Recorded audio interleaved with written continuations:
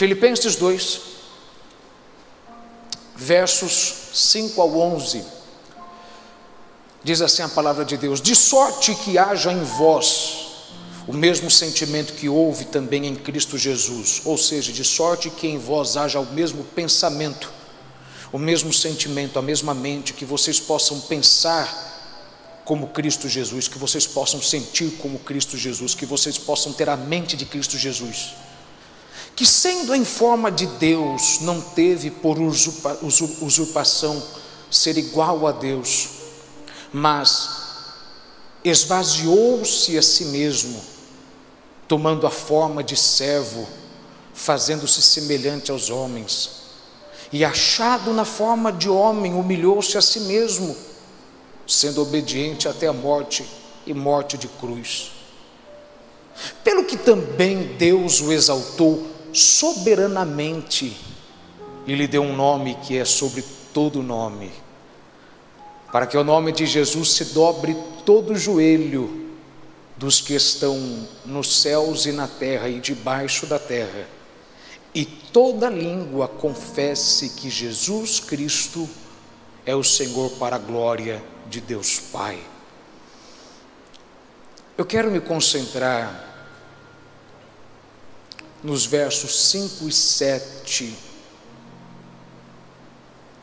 Então eu vou ler os 5, 6 e o 7, mas é os 5 e o 7, porque no início Paulo nos diz como nós devemos nos sentir, que nós devemos nos sentir igual a Cristo, não sendo Cristo, mas nos sentir como Cristo sentiu, como Cristo pensou, pensarmos como Cristo, termos o coração de Cristo. E no verso 7, ele fala da forma como Cristo sentiu, quando ele se fez homem.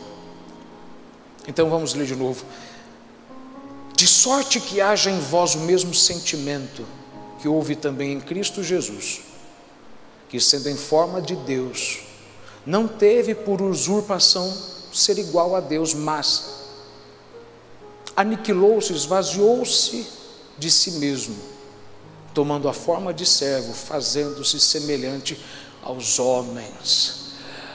Como se você estivesse aqui, diga para alguém do seu lado na sua casa, se não tiver, diga para o seu gato, diga para o seu cachorro, diga para o seu peixe, ou então diga para você mesmo, qual que é o meu tema, porque esse meu tema é um tema poderoso, que eu tenho certeza que vai falar com você. Meu tema é: você é marcado. Diga para alguém do seu lado: você é marcado, você é marcado, você é marcado. Se tem uma coisa que você tem que ter certeza, de que você é marcado, não só pelo sangue do Cordeiro, isso é fácil, mas eu vim falar de uma outra marca. Paulo disse: carrego no meu corpo as marcas de Cristo, e não era a marca do sangue, eram as marcas do sofrimento, era a marca das perseguições, as marcas das dores, do preço. Eu vim falar hoje com alguém que tem sofrido no seu corpo, tem sofrido no seu espírito, no seu coração. Você tem sido cortado, dilacerado, ferido pelas pessoas, pelas situações. Eu todos os dias tenho que ver uma cicatriz daqui até aqui, e eu vejo quão abençoado eu sou, porque eu sou marcado.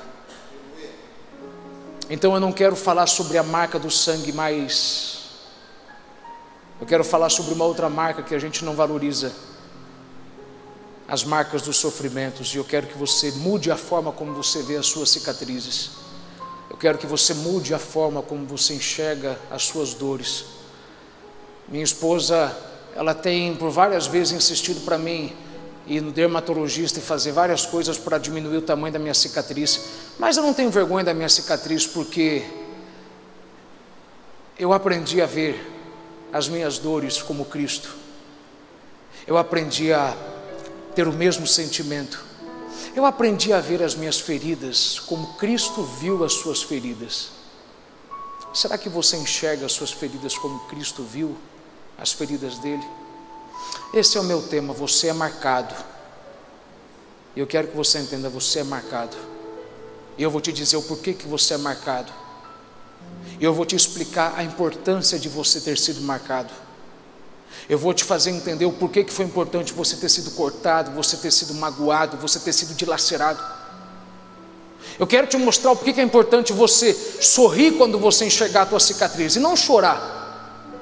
Tem gente que passa maquiagem para esconder a cicatriz do corpo. Você não tem que ter vergonha da sua cicatriz. Você não tem que ter vergonha do seu passado, do que houve com você.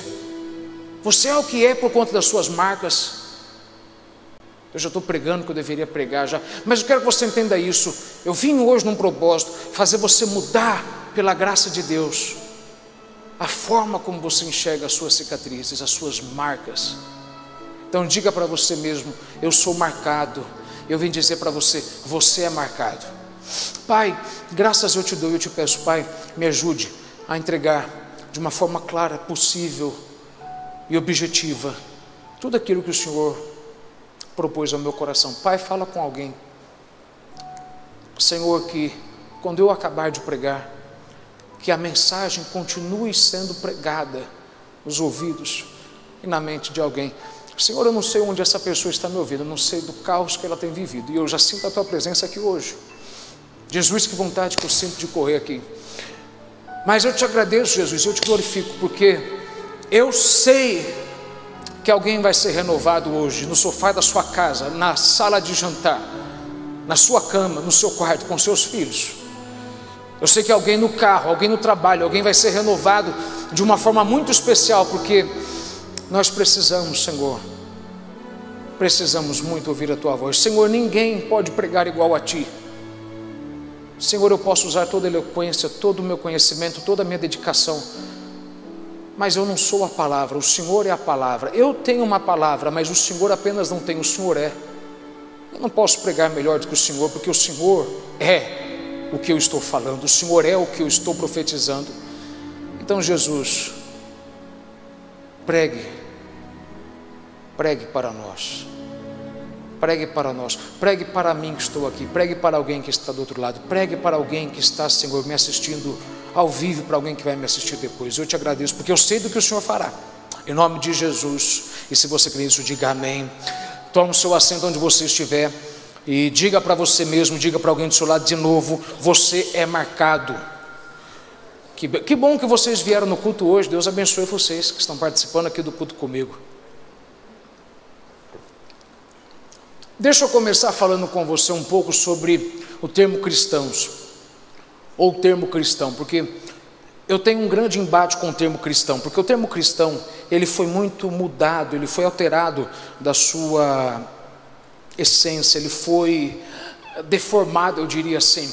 Hoje as pessoas usam o termo cristão para se referir a pessoas que seguem a religião cristã, ou então que seguem o cristianismo, não é? As pessoas hoje dizem que alguém é cristão porque essa pessoa vai na igreja, essa pessoa participa dos ritos, ela oferta, ela dizima, ela toma santa ceia, ela foi batizada. Mas na verdade isso é apenas religiosidade. Deus não criou o cristianismo, Deus trouxe o caminho. Foi o homem que inventou a palavra cristianismo, Deus não inventou isso. Eu estou dizendo que é errado, mas só quero fazer você compreender que foi deformado o sentido original da palavra cristão. Originalmente a palavra cristão, ela pela primeira vez apareceu em Antioquia, quando de uma forma negativa chamaram aqueles que achavam que eram loucos por Cristo de cristãos. Havia um grupo em Antioquia que olhava um grupo fazendo milagres, realizando curas, expulsando demônios, e de uma forma negativa, de uma forma humilhante, começaram a debochar deles, chamando-os de cristãos. Cristãos, olha esses cristãos, esses seguidores de Cristo, esses fanáticos por Cristo. Olha só eles agem igual ele agia, um bando de gente doida. Mas esse termo, por mais que tivesse sido usado de uma forma negativa, ele acabou sendo usado de uma forma positiva, mas hoje ele é usado de uma forma também negativa, porque hoje qualquer pessoa que vem na igreja, qualquer pessoa que ora, qualquer pessoa que lê a palavra é um cristão. Mas na verdade eu te diria que é bem capaz que você tenha se batizado nas águas e não seja um cristão. É bem capaz que você tenha sido batizado nas águas, tenha sido consagrado e ainda assim não seja um cristão. Veja, você sabe disso, Cristo não é o sobrenome de Jesus, não, Cristo nada mais é do que a definição de quem Ele é. Cristo é o ungido, Ele é o ungido de Deus, Ele é o ungido do Pai. Então quando começaram a chamá-lo, Lucas, de Jesus o Cristo, eles estavam dizendo Jesus o ungido. Quando chamavam Ele de Jesus o Cristo, era Jesus o ungido. Ou então quando chamavam Ele de Cristo Jesus, eles chamavam de ungido Jesus. Cristo Jesus, Jesus ungido, ungido Jesus. Não importa a forma, quando você chamava e quando você chama Jesus de Jesus o Cristo ou de Jesus Cristo, você está dizendo Jesus o ungido Jesus. Então se Cristo é ser o ungido, então ser cristão é você ser o ungido com a mesma unção que o Espírito Santo ungiu Jesus. Então a minha pergunta não é se você é cristão, é se você de fato é ungido, porque ser cristão é ser ungido. Garanto para você que você pode não acreditar no que eu vou lhe falar, mas se você ficar um pouco na igreja você vai entender isso. Tem muita gente que vem na igreja, sabe os hinos da harpa cristã de cor e salteado, conhece várias escrituras da palavra de Deus, dizem que são cristãos, mas não são cristãos, porque ser cristão é ser ungido, e eles não foram ungidos, porque ser ungido é você ser empoderado pelo Espírito Santo, para você realizar as obras que Deus quer que você realize. Ser ungido é você ter aquela habilidade divina, para realizar coisas divinas no mundo terreno, de uma forma sobrenatural. Ser ungido é você ter a habilidade de Deus para executar a bênção de Deus, para executar as promessas de Deus, para viver a bênção de Deus. Agora a grande questão é que o problema não somente da palavra cristão ter sido deformada, e todo mundo hoje que vem na igreja e lê a palavra, usa um paletó e gravata, carrega uma Bíblia debaixo do braço, é chamado de cristão, é que além de todo mundo hoje ser chamado de cristão, sendo que para ser cristão tem que ser ungido, hoje todo mundo parou de falar do preço que é você ser um cristão, ou seja, do preço que é você ser o ungido. Há um preço que você paga para ter a unção, há um preço que você paga para ter a unção do Espírito em você. A gente só fala do que a unção vai te dar, de que a unção vai despedaçar o jugo, a unção vai trazer o seu casamento de volta, a unção vai restaurar a sua vida financeira, a unção vai cuidar dos teus filhos, a unção vai te proteger de todo mal, a unção vai te proteger de toda oposição. O que ninguém fala é o preço que existe para você ter a unção de Deus. O que ninguém fala é o preço que você paga para você ter a unção de Deus, porque você tem que pagar um preço para ser ungido, e você tem que pagar um preço para permanecer ungido. Só porque você pagou um preço para ter a unção não significa que você vai permanecer na unção. Eu conheço muita gente que conseguiu pagar o preço para ter, mas não conseguiu pagar o preço para se manter. É a coisa mais fácil na igreja você olhar pessoas que pagaram um preço para ter, mas ter é uma coisa fácil, difícil é você se manter. Se você duvida de mim, pergunta para Jesus se foi fácil ele manter o preço que ele pagou. Não foi fácil ele manter o preço que ele pagou depois de 40 dias no deserto. Se você duvida disso, pergunta para grandes homens de Deus o que é mais fácil, o que é mais difícil, pagar o preço para receber ou para se manter. Não é fácil, não é difícil você casar. Casar é fácil, você casa em 10, 15 minutos. Difícil é você construir um matrimônio. Não é difícil você ter um filho, difícil é você se tornar um pai. Ter um filho você tem como um ato sexual, mas se tornar um pai é uma questão de anos. Só porque você tem um filho não quer dizer que você é um pai. Eu conheço muita gente que tem filho, mas não é pai, porque pai é uma questão de espírito, é uma questão da sua essência. É igual a unção é um estado, é uma questão interna. Há um preço para você pagar para ser cristão, há um preço para você pagar para ser ungido. Paulo, na carta de Filipenses, ele vai nos falar do preço que a gente paga para ter unção, do preço que a gente paga para ser ungido, do preço que a gente paga para ser cristão. Ele fala de uma forma bem clara que, se você de fato é um cristão, você tem marcas. Toda vez que eu falar a palavra cristão, eu vou falar cristão, mas ouça nos seus ouvidos ungido, porque você tem que mudar a sua forma de enxergar a palavra cristão.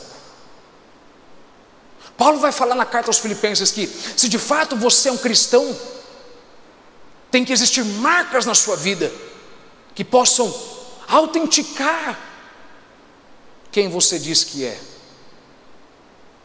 E eu creio que eu estou falando para alguém que foi marcado. Eu creio que eu estou falando para alguém que tem as marcas de um verdadeiro cristão. Ele vai dizer em Filipenses de uma forma bem clara que nós precisamos mudar a forma como nós enxergamos as nossas marcas. Nós temos que enxergar as nossas marcas, as nossas feridas como Cristo Jesus.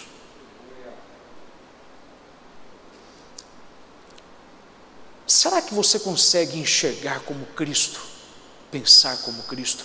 Porque isso é o que é você ser cristão. Ser ungido é você ter a habilidade do Espírito Santo. Como que você pode ter a habilidade de alguém se você não pensa como esse alguém?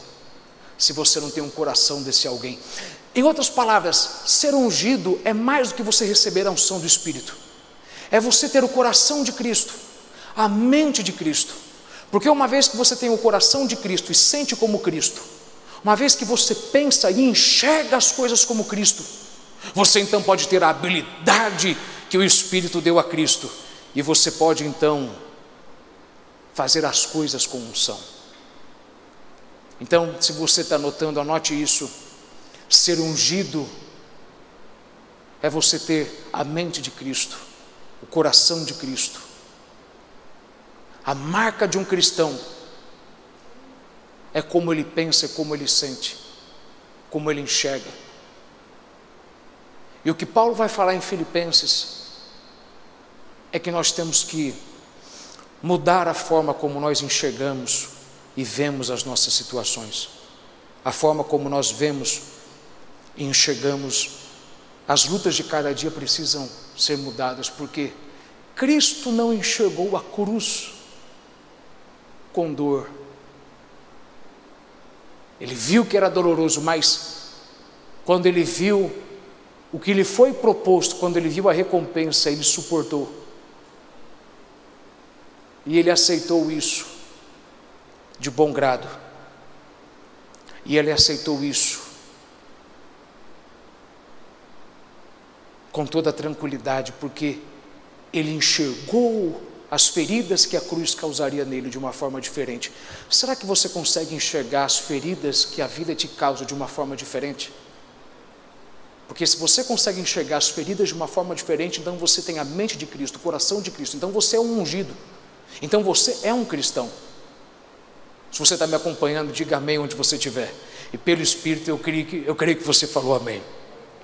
Veja, a unção te empodera a fazer coisas grandes. A unção te empodera. A unção te permite fazer mais tendo menos. Uma pessoa que tem a unção faz mais tendo menos. Uma pessoa que tem a unção derruba um gigante com apenas 5 pedras, sendo que ele vai usar apenas uma no alforje. Você não entendeu? Ok. Uma pessoa que tem unção faz mais tendo menos. Compra mais com pouco dinheiro. Constrói vazio, sem força, sem ajuda. Constrói uma arca grande com poucas pessoas. Uma pessoa que tem a unção faz mais tendo menos. A grande questão é que para você ter essa habilidade, você tem que entender o preço que é pago. E quando a gente fala de preço, é difícil, porque hoje a gente vive numa geração que quase ninguém gosta de falar sobre o preço, porque quando a gente fala sobre preço, a maioria das pessoas que ouvem a gente falar sobre preço não entendem o que é pagar um preço, porque essa é uma geração que tudo veio fácil. Tudo veio fácil. É uma geração que está com fome, pega a comida, põe 30 segundos no micro-ondas, está pronto. Mas isso aí tem muita química, isso aí uma hora vai te fazer mal. É melhor você esperar 2 horas no fogão, na lenha, esperando descongelar a carne e comer uma comida saudável do que comer uma comida rápido. Porque essa é uma geração micro-ondas, que é tudo rápido, e tem muitas coisas que vêm rápido, mas eu entendi uma coisa, que tudo que vem rápido faz mal. Fique comendo comida demais congelada, você vai ficar com colesterol alto, você vai pegar diabetes, você vai morrer rápido. Se Deus te der muita coisa rápida, veja, uma coisa que eu quero que você entenda: se o diabo não conseguiu te matar fazendo tudo vir devagar, ele vai te matar fazendo tudo vir rápido. Você não entendeu isso aqui? Se o diabo não conseguiu te destruir fazendo tudo vir devagar, ele vai te destruir fazendo tudo vir rápido. Porque quando ele vê que você está demorando para receber e isso não está te matando, você está esperando, ele vai fazer com que coisas venham muito rápido, e aí você vai receber tanta coisa tão rápido que você vai ficar perdido. E olha, eu gastaria muito tempo aqui te falando de tanta gente que conheci, que veio tanta coisa rápida na vida dele, que ele não conseguiu se manter no controle e no equilíbrio.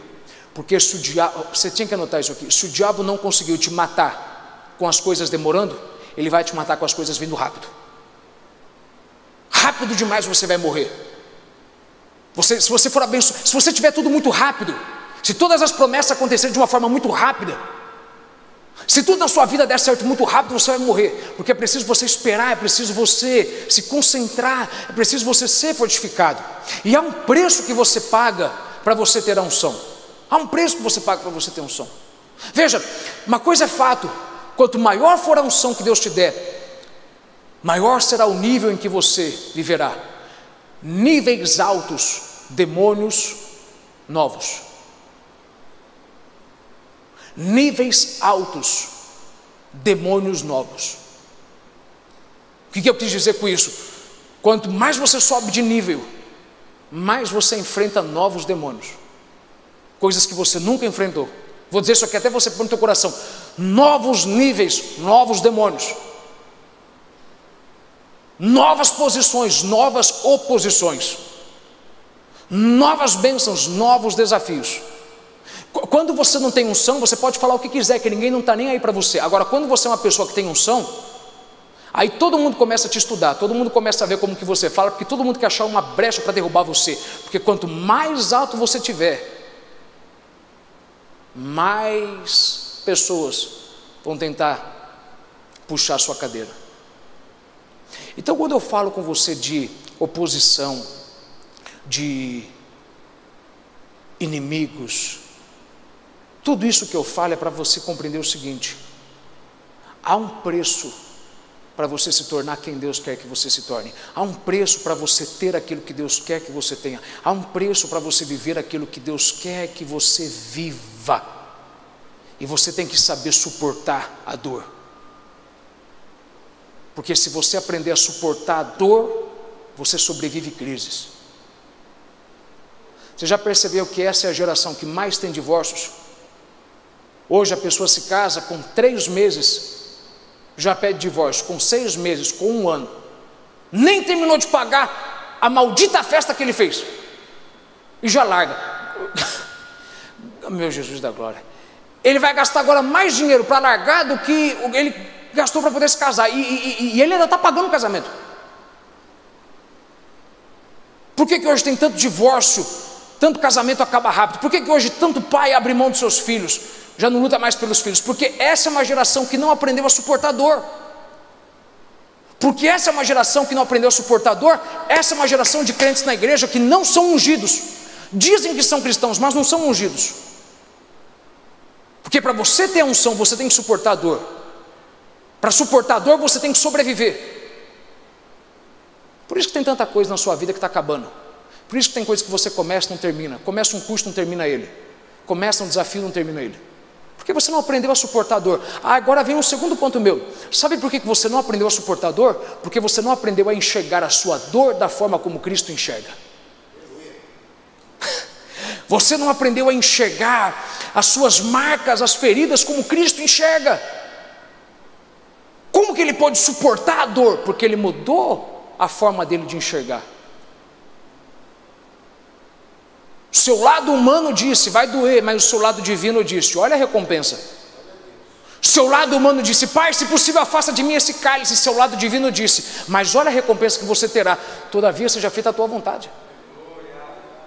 Se Cristo suportou a dor de ser ungido, porque ele viu a dor de uma forma diferente, ele viu as suas marcas de uma forma diferente, as marcas que a cruz causaria nele de uma forma diferente, você precisa mudar a forma como você enxerga as marcas que a dor te causa.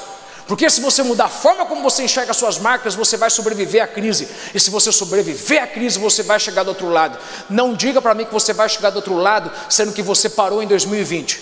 Você está vivendo em 2021, mas você parou em 2020. Você não está em 2021. Teu sonho está em 2020. Teu trabalho está em 2020. Teu ministério está em 2020. Sua força está em 2020. O seu corpo está em 2021. Você está vivendo em 2021, mas você morreu em 2020. Só faltou te enterrar.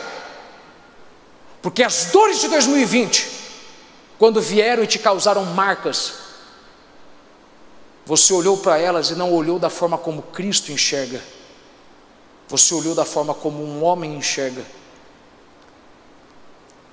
E Paulo escreve essa carta na prisão, em Roma, no fim da sua primeira prisão de Roma. Você lembra disso? Ele foi preso 2 vezes em Roma. Ele escreve essa carta. Veja, Filipenses não é um tratado teológico como Romanos, Colossenses, Efésios. Filipenses é uma carta tão pessoal de Paulo, que é uma carta onde Paulo ele vai enfatizar a alegria. A ênfase de Filipenses é a alegria que o crente deve ter, que o cristão deve ter no meio das adversidades. E Paulo está escrevendo isso, preso, acorrentado. Mas ele não escreve isso com ares de decepção. Eu servi tanto a Cristo, eu me dediquei tanto, que olha o que eu estou vivendo. Não. Ele vai dizer em Coríntios que é preciso nós nos gloriarmos na tribulação, porque as aflições leves e momentâneas em nós produzirão um peso de glória eterno.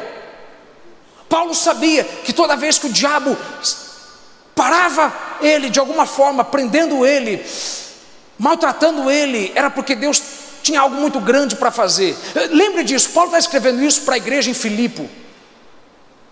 A igreja de Filipos começou com Paulo preso e acorrentado, porque ele já tinha abençoado Lídia, mas Lídia era somente uma.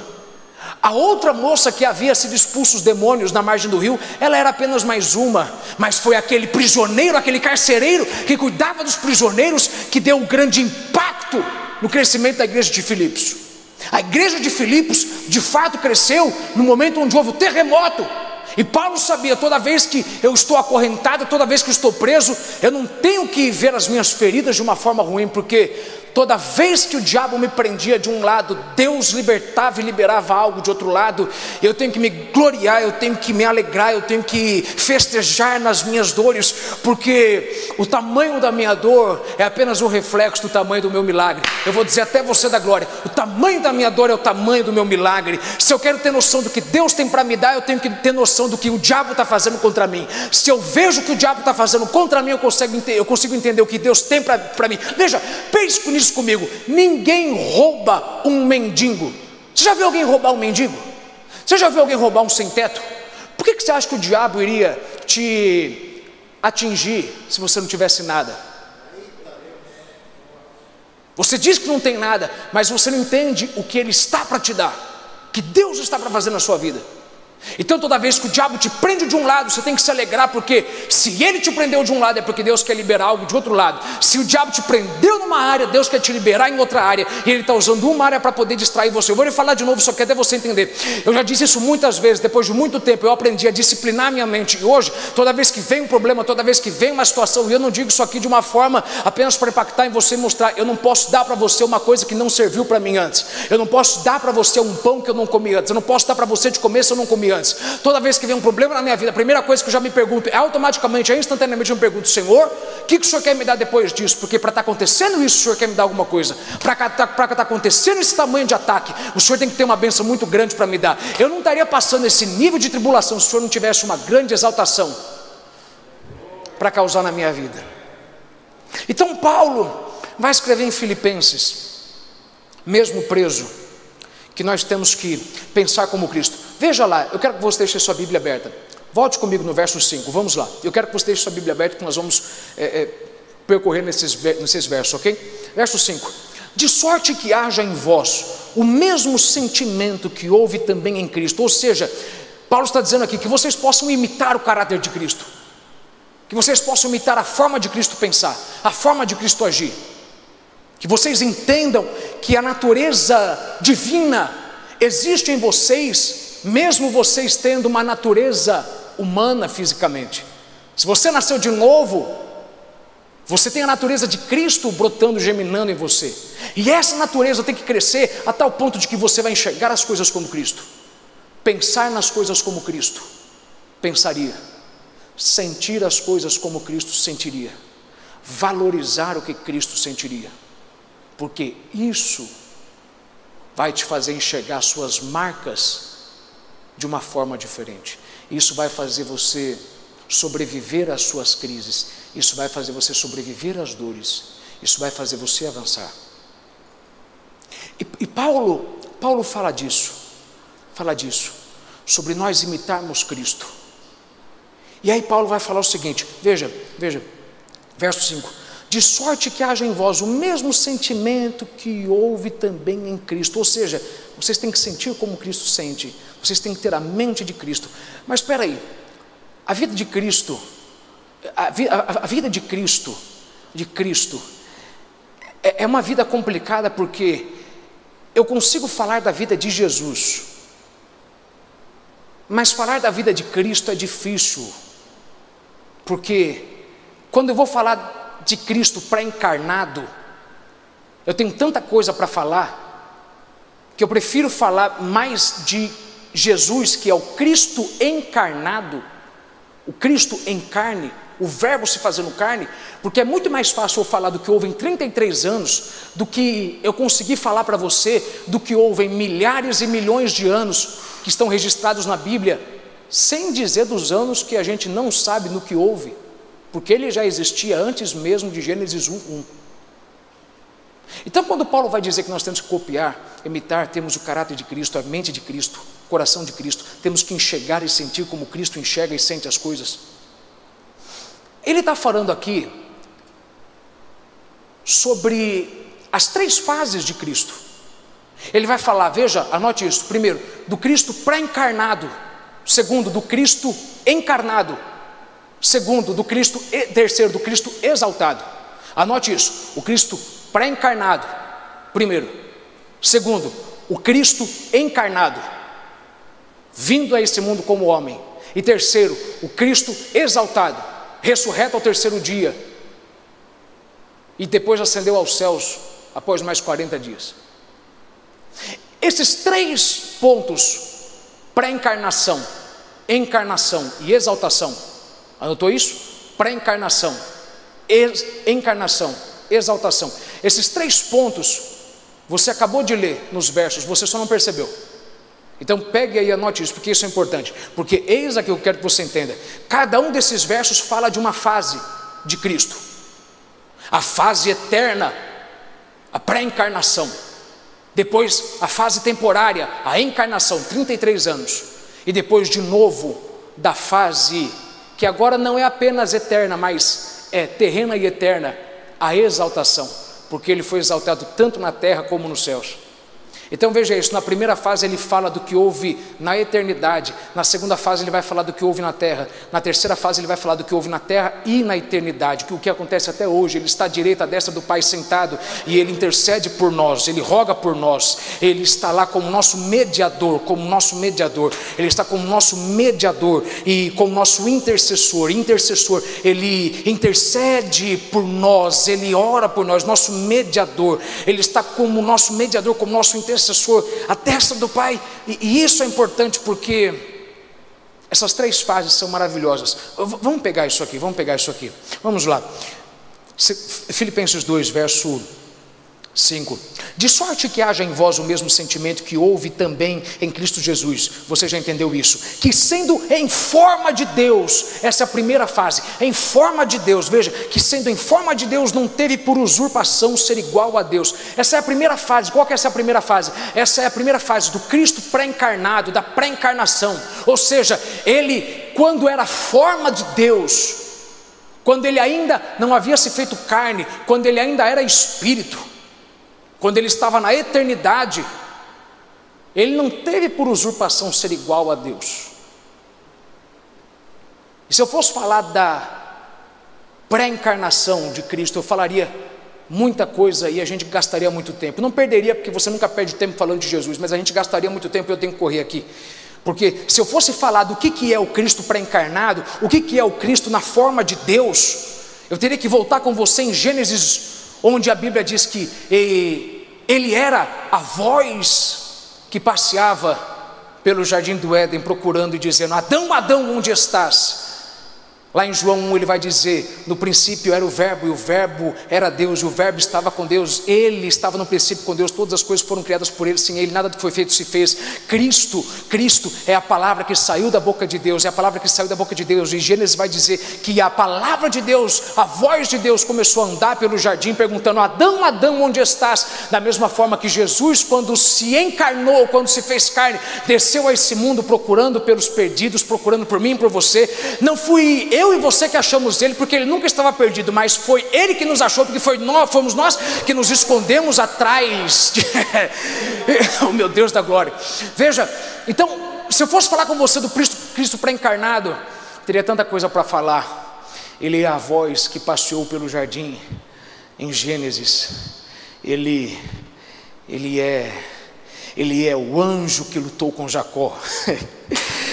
Ele é essas aparições teofânicas. Em Daniel, ele é o quarto homem na fornalha, servindo como propiciação, impedindo que o calor do fogo queimasse os 3 homens fiéis. Ele é a propiciação, ele está entre eu e a ira, entre eu e a consequência. Ele serve para apaziguar, para não deixar o fogo queimar. Você não entendeu isso aqui? Ele é o quarto homem na fornalha, aparecendo, dizendo: fiquem atrás de mim, para vocês não serem queimados, porque eu sirvo como propiciação, eu sirvo para reter em mim todo o calor, todo o peso, toda a desgraça que deveria acontecer com vocês, porque eu sou a propiciação, eu sou aquele que posso proteger vocês. Ele é a água que saiu da rocha quando Moisés tocou, ele é a Shekinah que saiu do meio do propiciatório e encheu o deserto da glória de Deus. Em outras palavras, Cristo já existia antes mesmo dele vir de Maria. Veja, a gente diz o seguinte, que a gente comemora no Natal o nascimento dele. Falando a verdade, é mentira, porque você só pode comemorar aquilo que nasce. De fato ele nasceu, mas na verdade não foi o nascimento. É que nascimento é a melhor palavra para a gente usar, porque na verdade ele não nasceu, ele apenas se revelou. Porque para você nascer você tem que surgir do nada. Quando ele saiu do ventre de Maria, ele não surgiu do nada, ele já existia já. Porque ele foi o único filho que nasceu de uma mãe, no qual ele criou a própria mãe. Ele é o único filho em toda a história, e nunca vai haver igual, que era mais velho que a própria mãe. Não entendeu isso aqui? Ele foi o único filho que bebeu de um leite que a mãe dele não deu para ele. Foi ele quem deu para a mãe depois dar para ele. Você não entendeu isso aqui? Ele foi o único filho que deu para a mãe um braço para ela segurar ele, porque ele já existia. Ele já existia, ele já estava lá. E o que a Bíblia diz? Que Cristo Jesus, sendo na forma de Deus, não teve por usurpação ser igual a Deus.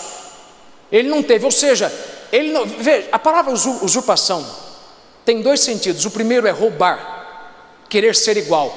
Espera aí, se você acha que o texto está dizendo que ele não quis roubar a posição de Deus, está errado, porque você só pode roubar o que não é seu. Lúcifer quis usurpar a Deus, no sentido de roubar. Adão quis roubar. Como que Cristo ia roubar uma coisa que ele já é? Ele é Deus, ele sempre foi Deus, ele sempre será Deus. Quando você lê o verso 6, Paulo não está dizendo que ele quis ser igual a Deus, porque ele já é. Não entendeu isso aqui? Eu não posso querer ser uma coisa que eu já sou, eu não posso querer ter uma coisa que eu já tenho. A palavra usurpação ali é reter, ficar preso, dizer é meu e eu não largo. Em outras palavras, Cristo, sendo em forma de Deus, em espírito, não teve por usurpação, ou seja, não quis reter ser igual a Deus. Em outras palavras, ele não usou dos seus privilégios e atributos para dizer eu não vou descer, eu não vou descer. Não, olha quem que eu sou, olha quem que eu sou. Eu sou Deus por mim mesmo, eu sou Deus por mim mesmo. Eu não preciso criar nada para provar que eu sou Deus. Se eu ficar aqui parado aqui, eu ainda assim sou Deus. Veja, eu e você sabemos que ele é Deus porque ele criou algo que a gente viu. Agora, ele não precisava criar nada, porque ele mesmo disse eu sou Deus por mim mesmo. Eu sou Deus antes que houvesse qualquer coisa criada. Eu não precisava criar nada para te provar quem eu sou. Se eu quiser ficar parado aqui e não fazer nada, eu ainda assim sou Deus. Eu já era Deus antes que houvesse alguém para poder me adorar e dizer que eu era Deus. Então quem que é você para achar que eu preciso criar alguma coisa para te provar que eu sou Deus? Se eu quisesse ficar parado aqui sem fazer nada, eu já era Deus. Você sabe que eu sou Deus porque você viu que eu criei. Eu criei céus, eu criei sol, eu criei lua. Agora, antes de eu criar tudo isso, eu já era. Cristo sendo em forma de Deus, Cristo em espírito, Cristo pré-encarnado, ele não teve por usurpação ser igual a Deus. Ou seja, ele não disse: eu vou ficar parado aqui porque descer e morrer, nem a pau, Juvenal, mas nem lascando, por nada nesse mundo. Não, pelo contrário, exatamente porque ele era Deus, ele disse: eu vou lá, eu vou abrir mão da minha glória, eu não vou me desfazer dela, eu não vou mudar a minha essência, porque eu não posso mudar quem que eu sou, mas eu vou abrir mão do que eu tenho por um momento, porque se eu descer com tudo que eu tenho, eu vou estragar a minha missão. Se eu descer com todo o meu poder, eu vou estragar o meu plano. Como é que eu que criei os céus e terra, como é que eu que fui a palavra que criei a luz, como é que eu que fui a palavra que fez separação entre águas e águas, os firmamentos de cima e de baixo, como que eu posso descer para salvar o homem, para dar para o homem uma posição próxima a mim? Como é que eu posso descer na minha plenitude? Como é que tudo isso aqui vai caber dentro de um útero? Então eu tenho que me esvaziar da minha glória, eu tenho que deixar um pouco o meu poder. Eu posso todas as coisas, eu posso segurar todas as coisas, mas eu vou ter que deixar toda a minha força para me tornar um homem tão fraco que eu não vou conseguir carregar a cruz. Mas mesmo assim eu não vou mudar a minha essência, porque ao mesmo tempo que eu não consigo carregar a cruz de tão fraco, eu sou tanto Deus que consigo multiplicar 5 pães e 2 peixinhos. Você entendeu isso aqui? Eu não vou deixar de ser quem eu sou, eu só vou deixar um pouco de lado agora a minha plenitude, porque se eu descer na minha plenitude, eu vou estragar tudo. Se eu descer com tudo que eu posso fazer, Maria não vai aguentar me segurar, porque como que um útero pode segurar tudo isso? E a Bíblia diz: e ele esvaziou-se de si mesmo, ele não teve por usurpação. Eu estou chegando em algum lugar, você está entendendo isso aqui? Ele não teve por usurpação, ele não disse: eu não vou descer, porque olha quem eu sou. Ele disse: exatamente porque eu sou isso que eu vou descer lá, porque Deus é generoso, Deus é amor, Deus é bondoso na sua essência, e ele sendo Deus, ele não quis ficar parado, porque ele disse: eu não posso ficar parado, eu sou Deus, Deus tem que se mover, Deus tem que se mover, e eu preciso me mover, eu preciso reencher algo aqui em cima, eu preciso trazer a minha família lá de baixo para cá. Então eu vou descer, eu vou me desfazer da minha glória, eu vou me esvaziar um pouco dela, para mim poder dar um pouco de mim para os homens, porque eu quero que os homens vivam comigo, eu quero trazer os homens de volta para mim, para o Pai. Eu e o Pai estamos bem aqui, mas nós queremos uma família, e para fazer uma família, deixa eu descer, porque uma família é uma família só se existir sacrifícios. Uma família só é uma família se existe sacrifícios. Uma família só é uma família se existe sacrifício. Laços de sangue, laços de carne não te tornam família. O que faz uma família são sacrifícios. É você dizer: eu vou abrir mão disso para ter vocês, e eu vou descer até vocês, porque vocês não têm isso, mas eu quero trazer vocês para cá. Então eu não vou me reter aqui. Não, eu vou até vocês. Vamos continuar aqui, eu já tinha que estar acabando já. Oh meu Deus, se você está entendendo isso aqui, diga glória a Deus, porque Deus é maravilhoso. Verso 6: que sendo em forma de Deus, não teve por usurpação ser igual a Deus, mas esvaziou-se a si mesmo, tomando a forma de servo, fazendo-se semelhante aos homens. Veja, ele se esvaziou. Em outras palavras, ele deixou todo o seu poder de lado, ele falou: eu vou descer, eu não tenho que mostrar para todo mundo o que eu posso fazer. Irmão, Jesus não andou por aí dizendo assim: eu vou mostrar o que eu posso fazer. Não, pelo contrário, ele resistiu à tentação de querer mostrar quem ele era. Ele resistiu à tentação para transformar a pedra em pão. Ele resistiu à tentação de se lançar do pináculo do templo. Ele não andou por aí dizendo assim: deixa eu mostrar quem que eu sou. Irmão, ele já sabia quem ele era, por isso que ele se esvaziou. Ele andou, veja, você não vai andar por aí, você não vai ver em nenhum capítulo da Bíblia Jesus dizendo, deixa eu te mostrar aqui que eu posso fazer. Irmão, por quê? Ele já sabia, por isso que ele se esvaziou. E esse é o meu problema. Tem gente que não entende que você tem que se sentir e enxergar e pensar como Cristo. Se Cristo pensava, se Cristo enxergava e se sentia desse jeito, por que você não vai se sentir, pensar e enxergar desse jeito? Em outras palavras, se Cristo sabia, eu não tenho que provar nada para ninguém porque eu sei quem eu sou, por que você quer provar para os outros quem você é?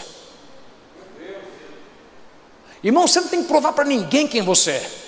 Quando você sabe quem você é, você tem paz para dormir, você tem paz de espírito. Quando você sabe quem você é, nenhum comentário na rede social tira o seu sono, porque você sabe, eu não sou isso que eles estão falando, eu sou o que o Pai disse que eu sou.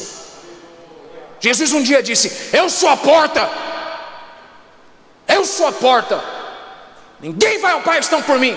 E aí começaram a dizer, você é? Quem é você para dizer uma blasfêmia dessas? E Jesus sabe o que ele fez? Não fez nada, porque se eles não acreditam que eu sou, eu não tenho que provar que eu sou. Eu já me esvaziei de mim mesmo. Eu já deixei tudo que eu podia provar para ser quem eu sou, para provar que eu sou lá em cima na eternidade. Se eu não trouxe de lá para cá, não é agora que eu vou falar, Pai, me dá todo aquele poder de volta para me arregaçar com isso aqui. Não, peraí, eu não tenho que provar quem que eu sou. Eu sei quem eu sou. Eu sei quem eu sou. Veja, quando você sabe quem você é, você não tem dificuldade de entrar numa sala cheia de invejosos. Vou dizer de novo, quando você sabe quem você é, você não tem dificuldade de entrar numa sala cheia de invejosos, porque você sabe, não estou nem aí com o que falarem de mim, com o que pensarem de mim. Eu sei quem eu sou. É por isso que você não entende que tentar mudar o que as pessoas pensam a teu respeito é perder tempo, porque elas podem começar a gostar de você de um tempo para cá, mas não adianta. Por mais que eles comecem a gostar de você agora, vai aparecer alguém amanhã que não gosta de você. E olha, eu vou te falar uma coisa, o que pensam de você não pode te parar. Vou dizer até você entender, o que pensam de você não pode te parar. Eles podem falar uma coisa de você, mas o que eles falarem de você não pode parar quem você é, porque você é o que Deus disse que você é, você pode o que Deus disse que você pode, você terá o que Deus disse que você terá, e nada disso pode mudar, porque se você sabe quem você é, você sabe que você não tem que provar nada para ninguém. Vamos lá, verso 7, vamos continuar. Mas esvaziou-se a si mesmo, tomando a forma de servo, fazendo-se semelhante aos homens. Esvaziou-se de si mesmo. Ou seja, você já entendeu isso aqui? Ele não desceu com todo o seu poder. Por quê? Porque se ele descesse com todo o seu poder, ele ia estragar a obra dele. Por uma questão. Primeiro que se ele descesse com todo o poder dele, como é que ele ia caber no ventre de uma coisa que é fruto do poder dele? É por isso que ele disse isso para Moisés. Moisés, se você vê a minha face, você morre. Porque se você entender o que eu posso fazer, se você souber tudo que eu posso fazer, você não vai aguentar. Nenhum homem pode ver toda a minha plenitude e sobreviver. Se eu descer com todo o meu poder em Maria, Maria não vai aguentar, vai explodir o útero dela. Então eu tenho que me esvaziar. Eu tenho que tirar muito de mim para cumprir o que o Pai quer que eu faça. Deixa eu te falar uma coisa. Você nunca vai cumprir a sua missão se você estiver cheio de você mesmo. Você já viu alguém no Instagram, na rede social, tentando se esvaziar? Ninguém tenta se esvaziar na rede social. As pessoas tentam se encher. Olha onde eu moro, olha onde eu viajei, olha o que eu tenho. Peraí. Isso não vai fazer você chegar lá. Pelo contrário, isso vai estragar a sua missão. Vou dizer de novo, se você estiver cheio de você mesmo, vai estragar a sua missão. Ele precisou esvaziar-se de si mesmo. Cristo precisou se esvaziar de si mesmo. Porque pense comigo, se ele descesse como ele é, iam acreditar nele. Se acreditassem nele, não iam levá-lo para a cruz. Se levassem para a cruz, ele não ia morrer pelos nossos pecados. Se ele não morresse pelos nossos pecados, ele não poderia ser ressurreto ao terceiro dia, andar em novidade de vida e nos garantir a vida eterna. Em outras palavras, se eu descer com tudo que eu tenho, com tudo que eu posso, eu estrago a minha missão. Vou dizer de novo até você entender. Se você estiver cheio de si mesmo, você vai estragar a sua missão. Se você quer chegar onde Deus quer que você chegue, você tem que se esvaziar dia após dia.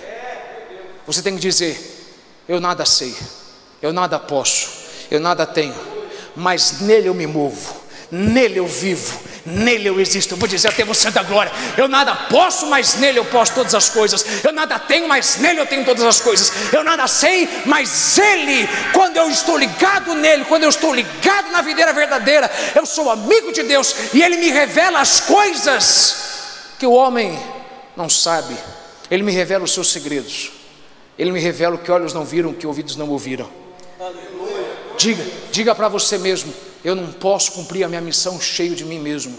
Diga para você mesmo, onde você estiver na sua casa: eu preciso me esvaziar para cumprir a minha missão. Se eu não me esvaziar, eu não vou conseguir cumprir a minha missão. E eu vou dizer até você entender isso de novo: se ele tivesse vindo como ele era, ele não teria sido duvidado. Se ele não fosse duvidado, ele não teria sido morto. Se ele não fosse morto, ele não teria ressuscitado. Se ele tivesse vindo do jeito que ele era, eu e você não teríamos salvação. Então ele disse: eu preciso me esvaziar, porque se eu quiser viver o plano, eu não tenho condição de vir cheio. Irmão, enquanto você quiser ficar mostrando o que você pode, o que você tem, quem você é, você nunca vai chegar onde Deus quer que você chegue. Você nunca vai se tornar o que Deus quer que você se torne, se você ficar se mostrando: olha o que eu posso, olha o que eu tenho, olha o que eu sei, olha o que eu consigo fazer. Mas vamos continuar. Verso de número 7 e 8, eu já estou acabando já. Mas esvaziou-se a si mesmo, tomando a forma de servo, fazendo-se semelhante aos homens, e achado na forma de homem, humilhou-se a si mesmo, sendo obediente até a morte. Veja isso aqui, porque isso aqui vai me ligar no ponto onde eu quero chegar, porque eu vim falar com você sobre você é marcado.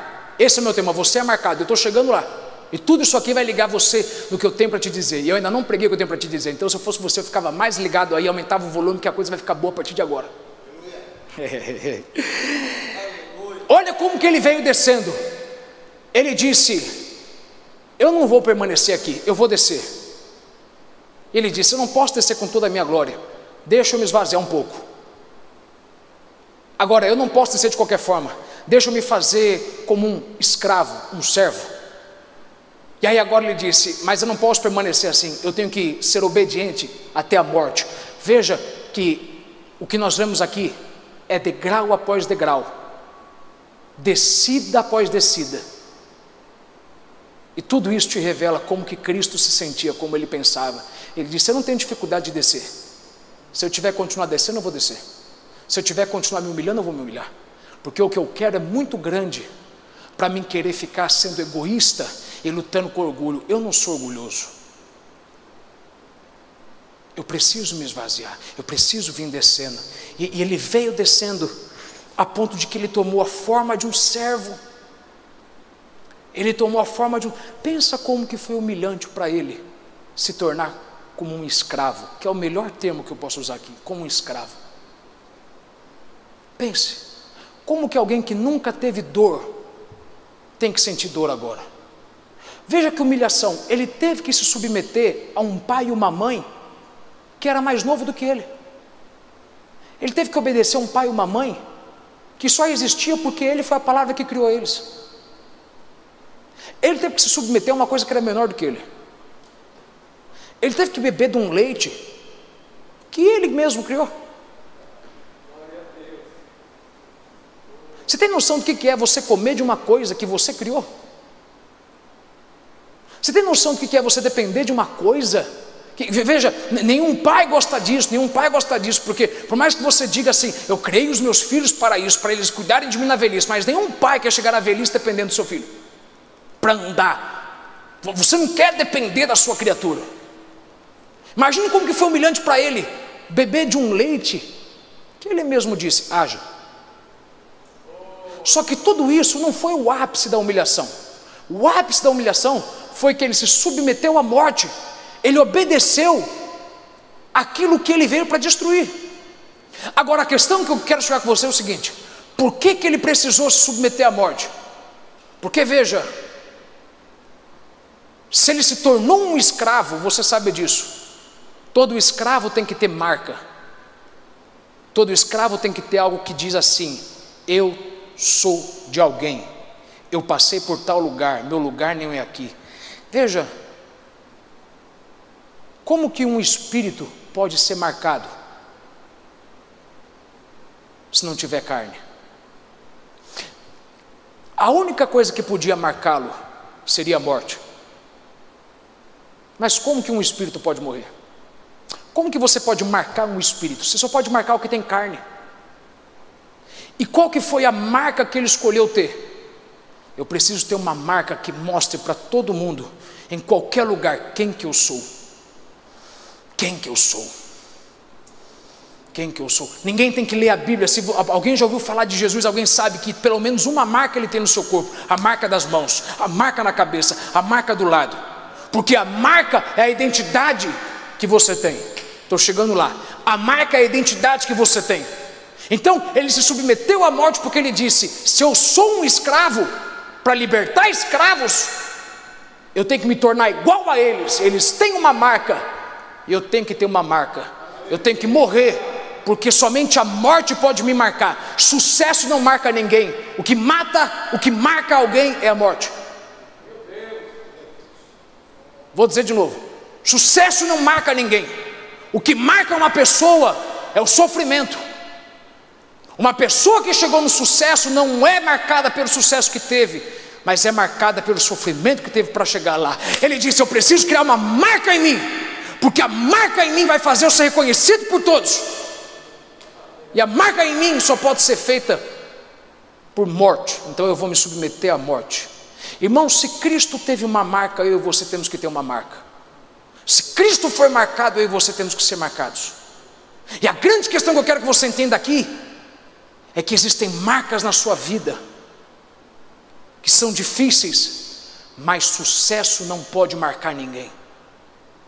Ele não teve marca enquanto ele estava na eternidade, no sucesso. Ele só foi marcado quando ele se fez carne. Ele não teve marca enquanto espírito. Ele só foi, veja, enquanto espírito ele podia se fazer em forma de anjo, enquanto espírito ele podia se fazer em forma de água, enquanto espírito ele podia se fazer em qualquer forma. Ele não tinha marca. Mas para ele poder ter uma marca, ele tinha que ter uma forma. Para ele ter uma forma, ele tinha que se fazer carne. Então ele se fez carne para ser marcado, para que a sua marca trouxesse o reconhecimento dele para todos. E o que eu quero que você entenda é: a marca dele foi causada por sofrimento, porque sucesso não marca ninguém.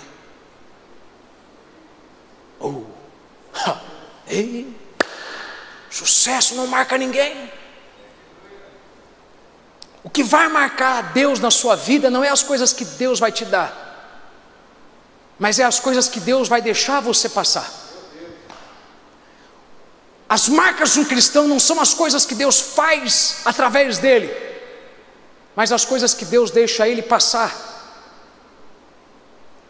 nas circunstâncias da vida. O que é marca? O que é marca? O que é marca? Marca é um sinal que me distingue de qualquer outra coisa. Marca é aquilo que eu vejo e eu sei: isso aqui veio de tal lugar, isso aqui veio do mercado ou do shopping, porque esse tipo de coisa só é vendido lá. Marca é uma coisa que diz assim: isso aqui custa tanto, isso aqui vale tanto. Marca, veja, um boi é marcado para quê? Porque se o boi andar em terras estranhas, ninguém vai ter dificuldade de saber de onde ele é, de quem eu sou dono, de qual lugar ele pertence. Ninguém vai ter dificuldade para saber o que ele tem, aquele lugar onde ele tem que estar, porque ele é marcado. Marca é uma coisa importante. Marca é uma coisa essencial. Paulo disse: eu carrego em mim as marcas de Cristo. Em outras palavras, quem olha para o que eu sofro, sabe, esse aí é de Cristo. Esse aí veio de Cristo. Porque essa marca me diz o quanto ele custa, o quanto ele vale, quem é o fabricante dele. Essa marca me diz o fabricante, quem foi que nasceu, quem foi que deu luz a essa natureza nele. Agora a questão é o seguinte, veja isso, verso 9: por isso também Deus o exaltou soberanamente e lhe deu um nome que é sobre todo nome. Veja o início do verso 9: por isso também, ou seja, a razão pela qual Deus o exaltou soberanamente é porque, volte um verso antes, você vai ler, porque ele se fez um escravo. O que Paulo está dizendo aqui? Sabe por que Deus o exaltou soberanamente? Porque ele se fez escravo, porque ele foi marcado, porque ele foi morto. Ele não ressuscitou para anular a cruz, ele ressuscitou como consequência à cruz. Ele ressuscitou como uma consequência das marcas, porque o que você tem que entender é o seguinte: existe uma interconectividade. A sua coroa está totalmente ligada à sua cruz, a sua ressurreição está estritamente ligada à sua morte. A ressurreição e a exaltação dele estão extremamente ligadas à sua marca. Então o que você acabou de ler foi o seguinte: por essa razão, foi exatamente porque ele foi marcado que Deus o exaltou soberanamente. Você quer que Deus te exalte soberanamente? Então entenda, o resultado da exaltação soberana de Deus na sua vida vai ser depois da marca.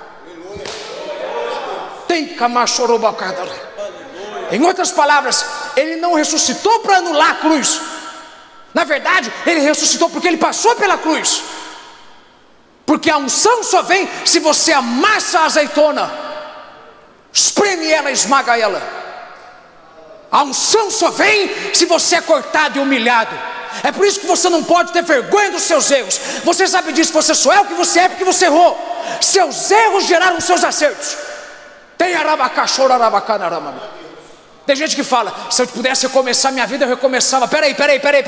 Vigia quando você fala isso, porque você sabe que tudo que você tem de bom na sua vida é porque você fez muita burrada na sua vida, muita coisa errada na sua vida. A sua cruz te deu a sua ressurreição, a sua coroa foi gerada pela sua dor. Então, o que Paulo está dizendo aqui nesse texto é o que eu vim pregar para você. Quando você olhar para as suas marcas, olhe como Cristo olhou. Isso aqui vai gerar isso aqui. Isso aqui vai gerar isso aqui. Andando em novidade de vida. Isso aqui vai gerar isso aqui. Eu ser ascendido aos céus, e os discípulos me olhando de baixo, a ponto de 2 anjos terem que vir dizer: por que estáis olhando fitos para os céus, varões galileus? Vocês não sabem que o mesmo Cristo que vocês viram subir voltará da mesma forma? Então, por isso Deus o exaltou soberanamente. Em outras palavras, a razão pela qual Deus o exaltou, volta no verso 6, no verso 7, no verso 8, é porque ele se fez escravo e ele foi marcado. A marca que você carrega é o que vai gerar a exaltação de Deus na sua vida. Eu vou dizer até você da glória: a marca que você carrega vai gerar a exaltação de Deus na sua vida. A dor que você sofre vai gerar a bênção de Deus na sua vida. Então, quando você olhar para suas feridas, para suas marcas, olhe como Cristo olhou, sinta como Cristo sentiu. Diga para você mesmo: pode estar doendo, pode estar sendo difícil, mas eu não vou parar, porque isso vai gerar em mim um peso de glória muito excelente. Eu não posso ficar parando por conta de todas as coisas erradas, porque as leves e momentâneas aflições que vivemos não são comparadas ao peso sobreexcelente da glória eterna que há de ser produzido em nós. Eu estou mal hoje, mas você não sabe como eu vou estar amanhã. Eu estou por baixo hoje, mas você não sabe como eu vou estar por cima amanhã. Eu estou marcado hoje, mas eu não tenho vergonha das minhas marcas, porque as minhas marcas vão me gerar uma grande ressurreição. Sabe por que eu ando com poder? Porque eu fui marcado. Sabe por que você tem essa casa que você tem? Sabe por que você tem essa vida que você tem? Esse casamento que você tem, esses filhos que você tem, esse salário que você tem, essa unção que você tem? Não é porque você é bom, não é porque você é top, mas é porque você foi marcado. Você sobreviveu e suportou as aflições. E se você não suportar as aflições desse momento, dessa pandemia, você não vai gerar marca, porque a marca é a sua identidade. Diga para alguém do seu lado, diga para você mesmo na sua casa: a marca é a sua identidade, a marca é a sua identidade, a marca é a sua identidade. Sua identidade não é o seu nome, sua identidade não é o seu RG, sua identidade não é o seu CPF, sua identidade não é a sua voz também, sua identidade não é o seu rosto. Eu sei que o teu telefone abre quando ele começa a ver que o seu rosto é aquele. Eu sei que o seu telefone ele foi configurado para poder pegar os pontos do seu rosto e comparar, mas essa não é a sua identidade. A sua identidade é aquilo que você tem vergonha e não quer mostrar para todo mundo, porque você errou, perdoou, mas foi exatamente isso que te fez ser quem você é. A sua marca é aquele escândalo, é aquela dor, é aquela perda que você teve, que você não quer contar para todo mundo, mas é bobagem, porque foi exatamente isso que fez você ser quem você é. Você ter o que você tem, você saber o que você sabe, você realizar o que você realiza. Essa é a sua marca, que é a sua identidade. Então pense como criança. Diga bem alto para você mesmo: eu sou marcado, eu sou marcado, eu sou marcado, eu sou cheio de cortes, eu sou cheio de feridas, eu sou cheio de cicatrizes, e eu me orgulho delas, porque as minhas marcas dizem, sabe o que? Eu tenho o que eu tenho porque eu paguei o preço. Eu não sou cópia, eu sou original. As minhas marcas dizem: eu não sou pirataria, eu sou original. O que eu tenho não foi para copiar ninguém, eu conquistei o que eu tenho, eu sofri para ter isso. As minhas marcas autenticam quem que eu sou. As minhas marcas autenticam aquilo que eu tenho. E aí entra o meu terceiro ponto: exaltação. E eu vou terminar em poucos minutos. Eu falei com você sobre a pré-encarnação, ele sendo em forma de Deus, e sendo em forma de Deus não teve por usurpação ser igual a Deus. Eu te disse da encarnação, ele se fez carne, ele veio, mas depois de ter se esvaziado, ele se humilhou. E quanto mais você se humilhar, quanto mais você abaixar, mais você ficará próximo de realizar a sua obra. Mas eu vim falar com você de 3 pontos: pré-encarnação, encarnação e exaltação. Para mim entrar nesse ponto, eu tenho que te lembrar de João 20. Você vai lembrar que em João 20 Jesus ressuscita. Quando ele ressuscita, ele começa a andar por vários lados, mas um dos primeiros locais que ele vai é até os discípulos. Você vai lembrar disso, que quando Jesus ressuscita, ele passa entre a parede. Ele não abriu a porta, ele passou pela parede e ele disse: Pai seja convosco. E aí todos estavam lá, menos Tomé. Aí Jesus saiu. Quando Tomé chegou, eles disseram: Tomé, você não sabe quem apareceu aqui? Jesus, o Cristo, o ungido. Ele apareceu aqui, nós vimos ele. Qual que foi a palavra de Tomé? E, tá bom, e vamos colocar na linguagem de hoje?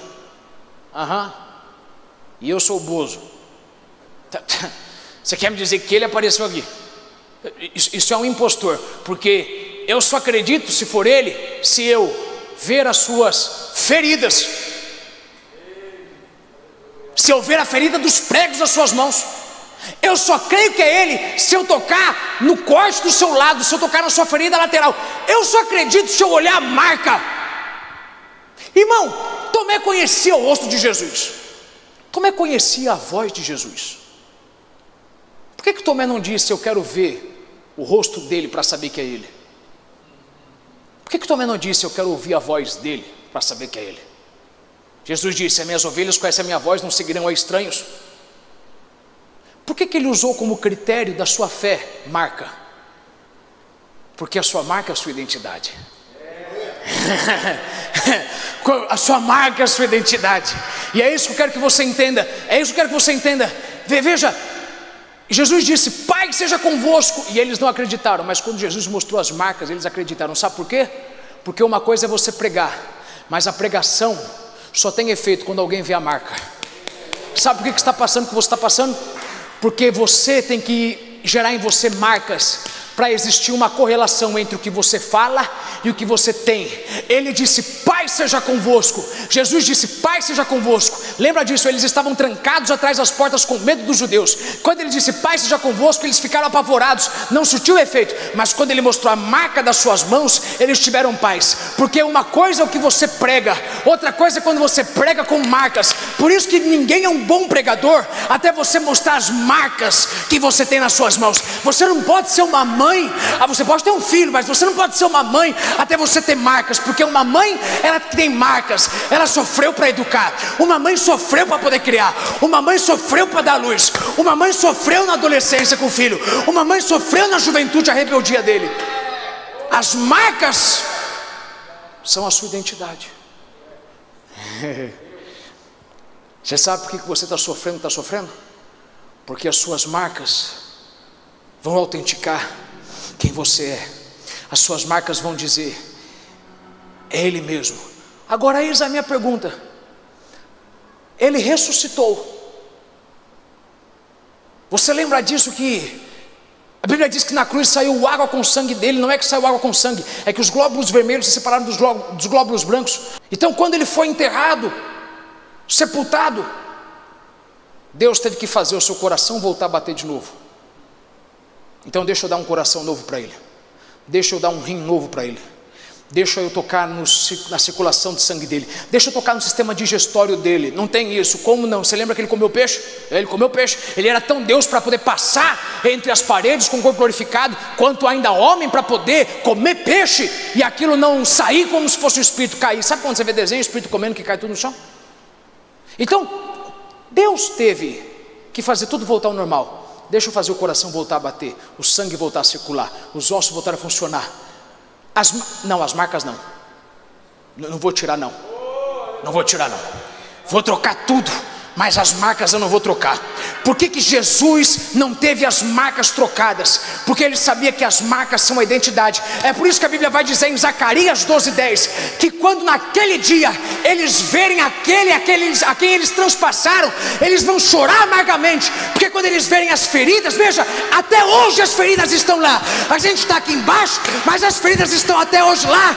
Porque Deus disse: filho, eu vou tirar tudo de você, mas eu não vou tirar a marca, porque a marca vai ser a sua identidade. A marca vai mostrar que é você mesmo, que não é falsificação, que não é nenhum impostor. A marca vai mostrar que você tem o que tem, porque você pagou o preço. O que eu vim dizer para você é: Deus vai tirar tudo de você, mas Deus não vai tirar a marca. Então para de querer esconder a sua marca, para de querer esconder a sua cicatriz, para de querer esconder o teu passado. É a tua marca que autentica. Vamos terminar, vamos lá. Olha, se você está recebendo essa palavra de Deus, digita, escreve, posta, reposta, me marca, eu vou te repostar, porque você tem que entender isso aqui. As minhas marcas são importantes. Diga para você mesmo: as minhas marcas são importantes. As minhas marcas são importantes. Sabe por que as minhas marcas são importantes? Porque a Bíblia diz o seguinte, que a bênção de Deus, ela vai me acompanhar. Como que a bênção de Deus vai me acompanhar? É porque a bênção de Deus sabe onde está a marca certa. A bênção de Deus, quando é dita, ela fica procurando: cadê aquele marcado? Não é essa marca, eu estou procurando aquele que foi humilhado. Não, você não foi humilhado como aquele que ele disse para mim que foi humilhado. Cadê aquele que foi pisoteado? Cadê aquele que foi traído? Cadê aquele que foi vendido por dinheiro? É esse aí, eu estou vendo a marca. É esse que ele me mandou sair lá de cima e vim agarrar ele, porque a bênção seguirá. Oh meu Deus da glória. Sabe por que a bênção vai te seguir? Porque você foi marcado, e a bênção sabe que a sua marca não é a minha marca. Isso significa que eu não tenho que ter medo de perder o que é meu. O que é meu, ninguém vai roubar, porque o que é meu só é meu porque veio em mim, porque tinha marca. Não, você entendeu isso aqui? Todavia, o fundamento de Deus fica firme, sendo este selo: o Senhor conhece os que são seus. Todavia, o fundamento de Deus permanece como este selo: o Senhor conhece os que são seus. Como que Deus conhece quem que é seu? Quando Deus vê a marca. Foi você. Eu estou vendo a marca que eu causei em você. Eu estou vendo a marca de quando eu te quebrei. Eu estou vendo a marca de quando eu fiz você me adorar de qualquer jeito. Eu estou vendo a marca que eu causei em você. Eu estou vendo a marca que você tem. As bênçãos te seguirão, porque as bênçãos sabem identificar a marca. Por isso que ninguém pôde roubar o lugar de Cristo, porque a bênção sabia qual que era a marca. Ninguém pode querer roubar o teu dinheiro, o teu casamento. Pode querer roubar o teu dinheiro, mas não pode roubar a tua ideia, a tua unção, o teu poder. Ninguém pode roubar a tua família, ninguém pode roubar o que é teu, porque o que é teu tem a tua marca. Não é que tem o teu nome, o que é teu tem a marca. Eu paguei eu sofri para ter isso. Oh, meu Deus da glória.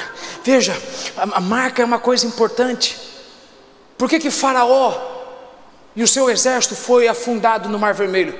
Porque eles não tinham a marca. A marca é mais do que uma identificação de quem é quem. A marca é um aviso de perigo. Porque a marca, ela diz o seguinte: não mexa, isso aqui não é seu, isso aqui é de alguém. Não toca nele, esse filho não é teu, esse filho não é teu, esse filho é de fulano. Se você mexer nele, tem uma marca, o RG dele está escrito o nome do pai dele. Ele tem pai, não queira repreender, ele tem pai, não mexa com ele. Caim, quando matou Abel, ele ficou com medo de ser morto. Deus disse: Abel, fica tranquilo, Caim, fica tranquilo, eu sei que você matou Abel, e se tem medo de alguém te matar, mas fique em paz, eu vou pôr uma marca em você, porque a marca é um aviso de o seguinte: não mexa com ele. Se você mexer com ele, vai mexer comigo. Se você tentar ferir ele, vai ferir eu, e eu vou me sentir ferido, e eu vou pegar você. Se você tentar atingir ele, eu vou atingir você. Se você matar ele, eu vou te matar. A marca é um sinal. Por isso que Deus disse: você considerou meu servo Jó? Como Jó? O senhor sabe que o senhor colocou um cerco em volta de Jó. O senhor sabe que o senhor marcou Jó. Eu não posso fazer com Jó o que eu quero, porque Jó tem uma marca. Irmão, presta atenção, você sabe que a razão pela qual os invejosos não conseguiram fazer com você o que queria, era porque você tinha uma marca. Você tem uma marca. Existe um sofrimento que você passou, existe uma situação tão dura que você passou, que Deus disse: ele não passou por tudo isso para acabar aqui. Então podem falar o que quiser, mas a inveja de vocês não vai para ele. Ele tem uma marca. Porque ele tem uma marca, o câncer não pode pegar ele, a enfermidade não pode pegar ele, nada pode tirar ele de mim, porque ele tem uma marca. Você é marcado, irmão. A sua marca é um aviso de Deus para o mundo: não mexa com ele, você não sabe de onde eu tirei ele. Agora veja o meu ponto final. Veja o meu ponto final. Verso de número 9 e 10. Por isso também Deus o exaltou soberanamente, e lhe deu um nome que é sobre todo o nome. Em outras palavras, a razão pela qual Deus o exaltou soberanamente é porque ele foi marcado. Agora lembre isso aqui, Paulo está dizendo o seguinte: é assim que nós temos que nos sentir, é assim que nós temos que ver as nossas cicatrizes. As nossas marcas valem a pena. E sabe por que valem a pena? Verso 9: Deus o exaltou soberanamente, lhe deu um nome que é sobre todo nome. Veja o verso seguinte: para que ao nome de Jesus se dobre todo o joelho dos que estão nos céus e na terra e debaixo da terra. Para que no nome de Jesus todo o joelho se dobre. Ele foi marcado, e agora que ele foi exaltado, todo nome, todo joelho vai ter que se dobrar. Em outras palavras, todo mundo que quis se colocar no meio do caminho dele para impedir ele, vai ter agora que sair do meio do caminho, vai ter que se dobrar. Porque veja, essa é a questão que eu quero que você entenda. Você tem que entender que o que eu estou te falando não é orgulho, não é vaidade, e não é você achar, e eu não estou dizendo que você é Cristo, mas você tem que lembrar que nele nós vivemos, nele nós existimos, e nele nós nos movemos. Se Cristo senta, eu sentei com ele. Se Cristo se levantou, eu me levantei com ele. Assim como ele é, assim somos nós nesse mundo. E se por causa do nome dele, que foi exaltado, todo o joelho vai se dobrar, então sabe o que eu tenho que entender? Que quando eu começar a andar, os demônios vão ter que se dobrar. Quando eu sair por aí andando, obstáculos têm que sair do meu caminho, os joelhos têm que se dobrar. Não porque eu sou quem eu sou, mas porque eu fui marcado. O meu corpo é dele, eu sou dele. Porque eu sou dele. Câncer, pode dobrar o teu joelho, você não pode ser empecilho para mim. Porque eu sou dele, a oposição tem que se dobrar perante mim. Veja, Paulo, quando chegava numa cidade, ele era preso, ele era açoitado, perseguido, mas cedo ou tarde, os joelhos tinham que se dobrar. Em outras palavras, cedo ou tarde, os obstáculos tinham que sair do meio do caminho. Então sabe como que Cristo quer que você se sinta? Andando e dizendo: eu tenho marca, eu não passei pelo que eu passei para ficar assim. Eu passei pelo que eu passei para que quando eu passe, joelhos se dobrem. Não é pessoas, eu estou falando portas se abram, inimigos saiam do meu caminho, obstáculos se curvem, miséria se curve, demônios se curvem, invejosos saiam do meu caminho. Não é porque eu sou bom, mas é porque eu tenho uma marca. Eu sou dele. Se eu sou dele, eu me movo nele, eu existo nele, eu vivo nele. Então, se Cristo quando anda, e se Cristo um dia terá todos os joelhos dobrados perante ele, eu tenho que entender que hoje, enquanto eu vivo nele, eu posso andar com fé, de que quando eu sair de casa, joelhos vão se dobrar. Eu vou dizer até você da glória, eu tenho que sair de casa com certeza. Quando eu sair de casa, obstáculos têm que sair do caminho. Quando eu sair de casa, inveja tem que sair do caminho, joelhos têm que se dobrar. Quando eu sair de casa, demônios têm que sair, demônios têm que bater em retirada, demônios têm que se ajoelhar. E não é para me exaltar e me louvar porque eu não sou Deus, mas é porque eu tenho a marca de Deus na minha vida. Eu tenho as marcas de um cristão, eu tenho as marcas de quem sofreu por amor ao Evangelho. Eu tenho as marcas, e as marcas vão fazer obstáculos saírem, portas se abrirem, joelhos se dobrarem, e toda língua confesse. Toda língua confesse. Quando eu sair por aí andando, eu tenho que entender que quem duvidava vai ter que confessar: Deus é Deus na sua vida. Quando eu sair por aí, línguas terão que confessar: eu achava que você não era nada, mas você de fato era alguém especial. Você de fato chegou lá porque você tinha Deus o tempo todo. Línguas tiveram que confessar. Tomé disse: eu não creio que é ele. Mas quando ele viu, ele teve que falar: peraí, a minha língua tem que confessar, é ele mesmo. Eu vi as marcas dele. Não é qualquer outro impostor, não é uma pessoa falsa, não é um falsa, não, é ele, é ele, é ele. Pare e olhe hoje para a sua vida, e você verá o tanto de joelho que teve que se dobrar, o tanto de obstáculo que teve que sair da sua frente, o tanto de demônios que tiveram que bater em retirada, porque você é uma pessoa marcada. E você vai entender o que eu vim te dizer. O que eu vim te dizer é que toda língua vai ter que confessar quem você é. Alguém disse: você não vai chegar nunca lá, você nunca vai ser alguém. A sua marca vai fazer alguém ter que confessar com a língua: você é um homem, uma mulher de Deus. Você é mais que vencedor em Cristo Jesus. Você é um ungido, você é um cristão verdadeiro. Você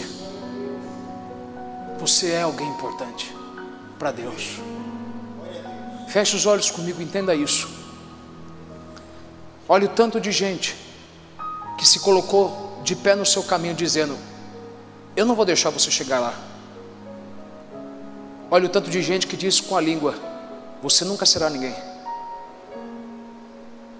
Sabe por que você tem que enxergar as suas cicatrizes, as suas marcas, como Cristo enxergou as dele?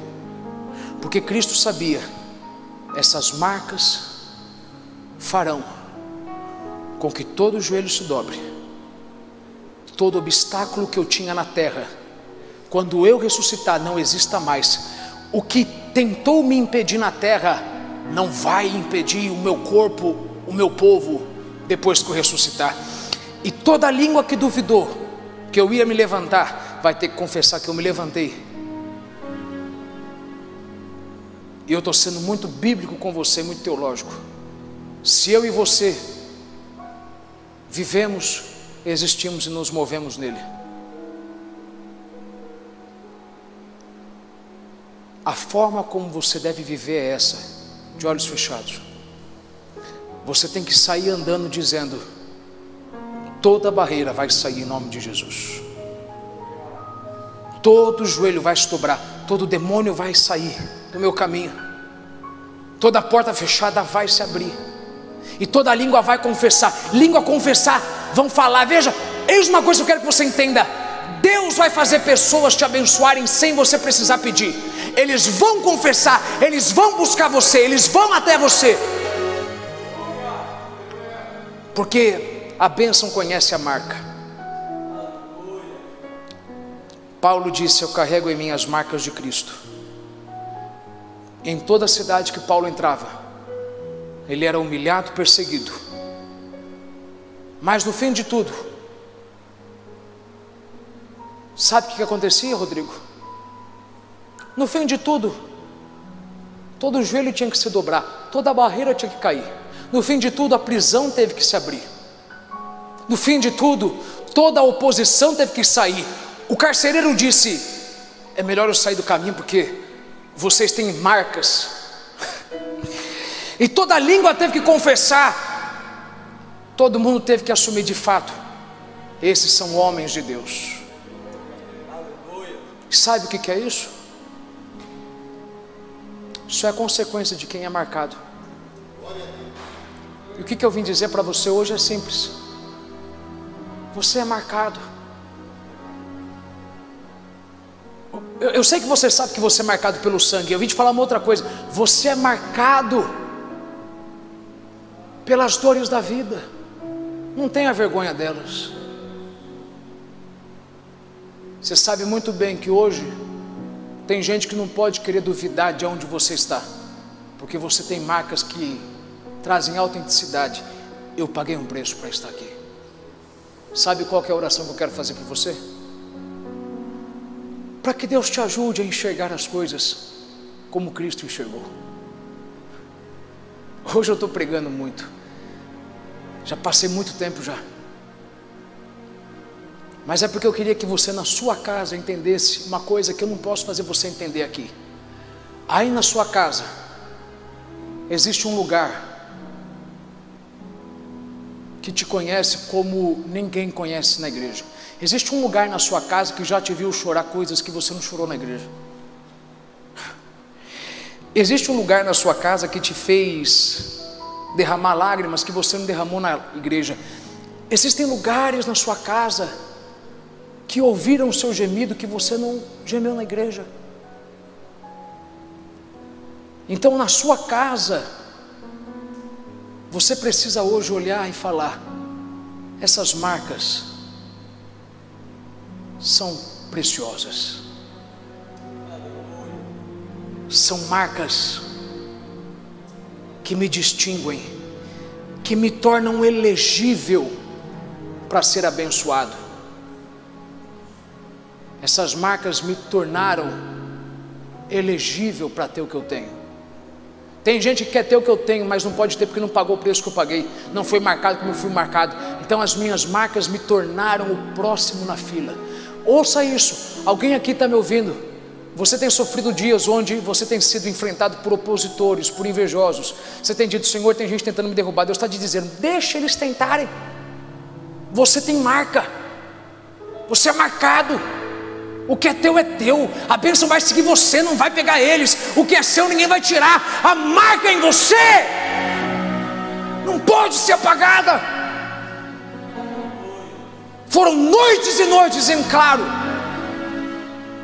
O que eu quero que você entenda é isso: Deus exaltou a Cristo por causa das suas marcas, e Deus vai te exaltar por conta das suas marcas. Em outras palavras, por conta do que você passou, por conta do que fizeram com você, por conta das lágrimas que você chorou, por conta do que você passou na sua infância, por conta do que você passou na sua juventude, na sua adolescência, por conta do que você passou com seus filhos, por conta do que você passou no seu primeiro casamento, por conta do que você passou naquela cidade, por conta do que você passou naquela igreja, por conta do que você passou naquele trabalho.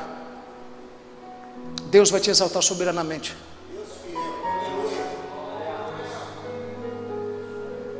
Eu não estou falando isso para te deixar orgulhoso, porque tudo é por Ele, para Ele e dele. Foi Ele que te deu força para sobreviver. Foi Ele quem me permitiu você ser marcado. E eu preciso terminar. Feche os teus olhos. Põe a mão sobre o teu coração. E nunca mais tenha vergonha das suas marcas. Eu sei que você já disse: tem coisa que eu não gosto de contar para ninguém. Tudo bem, você não tem que contar, mas é bom você se lembrar, porque você vai valorizar mais ainda quem você é. Sabe qual que é o maior problema da fé? Não é você ter fé em Deus, é você ter fé em você mesmo.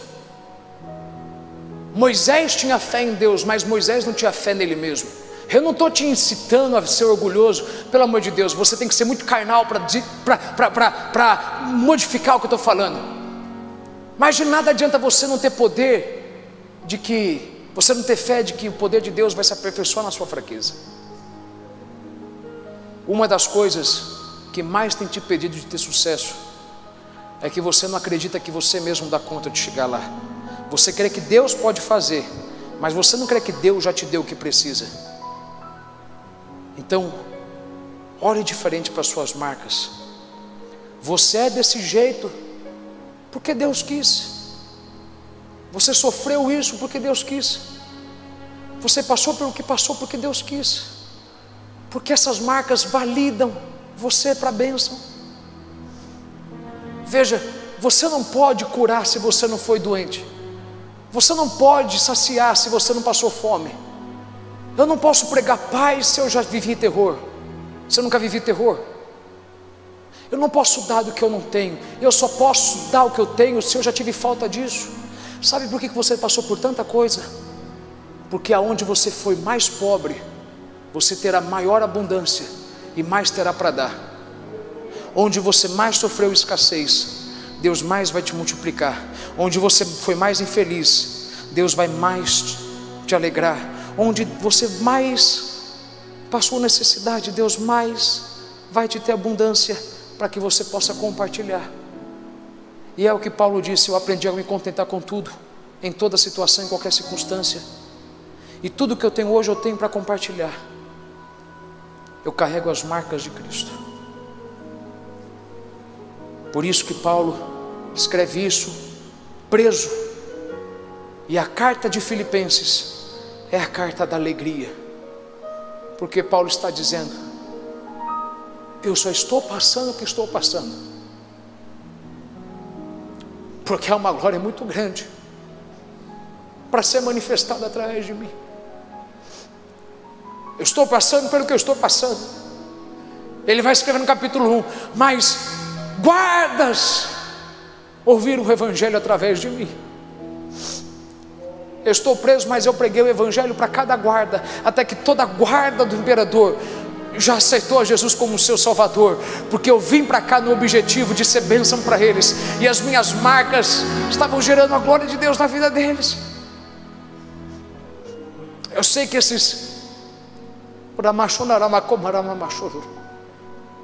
sei que eu já devia ter acabado, mas eu sinto uma glória de Deus muito grande. Eu sei que esses meses que passaram foram meses difíceis para alguns de vocês, mas Deus está dizendo: você está sendo marcado. De olhos fechados, estourando por você, você está sendo marcado. A bênção vai acompanhar você, porque a bênção vai enxergar qual que é a marca. Você não tem que esperar sair dessa para dizer que valeu a pena. Você já tem que dizer agora: está valendo a pena. É isso que eu desafio você, a levantar as mãos e adorar a Deus, dizendo: Senhor, vale a pena. Veja, Cristo estava preso numa cruz, e ainda assim preso, ele honrava a Deus. Ele disse: Pai, em tuas mãos eu entrego o meu espírito. Isso é você honrar a Deus. Isso é você adorar a Deus, porque você só entrega o que é teu para alguém que é maior do que você, e quando você entrega para alguém que é maior, você está adorando. Ele disse: Pai, em tuas mãos entrego o meu espírito. Ele está preso e ainda está adorando. Ele está preso, tipo dizendo: está valendo a pena. Preso no Calvário, na cruz, ele está dizendo: eu não vou esperar sair daqui para ser grato. Eu não vou esperar sair daqui para honrar. Está valendo a pena.